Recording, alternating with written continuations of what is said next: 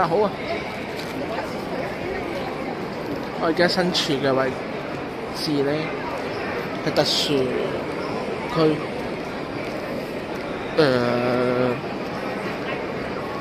睇下先。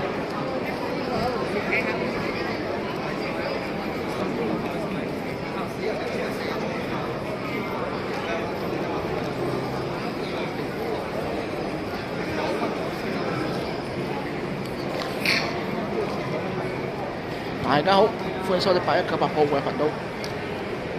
今日大家嚟咗一個特別嘅地方，即係展覽區啦。首先嚟講句，呢個區又唔係關我，即係而家就唔係關我事啦。咁佢係免費入場嘅。咁到底呢個區係講乜嘅咧？咁第一場同大家講下先，呢個區就係俾老人家專睇嘅一個館，50、60幾歲人群專用嘅一個地方嚟㗎，專睇嘅地方嚟㗎。係個館喺度做乜？你睇下，呢度全部都係醫院啊、醫療儀器啊、醫療保險啊、旅遊，即係有少少叫旅遊嘅資料啊。到底喺度搞乜咧？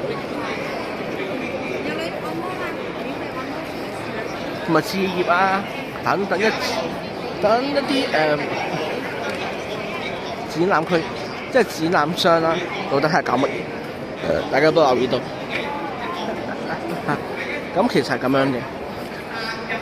大家見到呢度已經係特別到係後生嘅人群較少咯，而家就即係嚟參觀嘅人群，即係又唔係話多，又唔係少，即係一半一半啦。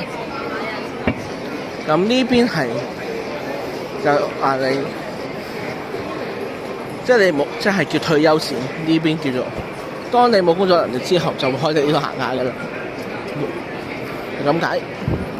咁呢度就係、大致上就係嗰三大類，一係就係有基金，一係就係有房屋、旅遊，跟住仲有醫院同埋旅行社。四大個嘅區域啦，我覺得喺度搞乜嘢咧？即係就俾嗰啲人就考慮下到底你想搞邊科，根據你自己意願去調配咯，就係咁簡單。就呢度就係一個展區，咁而拍下佢嘅咧就叫做試食節啦。咁啊關於食，即係食嘢嘅地方嚟嘅。係啦，即係年年都一樣嘅啦，所以我係即係嗰邊我唔打算就係即係去俾大家睇下入邊嘅場館係點嘅樣啦，因為冇咩特別之處。咁今集就到呢度為止啦，多謝大家收睇先啦。咁大家想留意住更多新嘅片咧，請留意follow住先啦，或者撳個鐘仔先啦嚇。咁我而家下一集先啦，拜拜。我想我會開始想念你，可是我剛剛才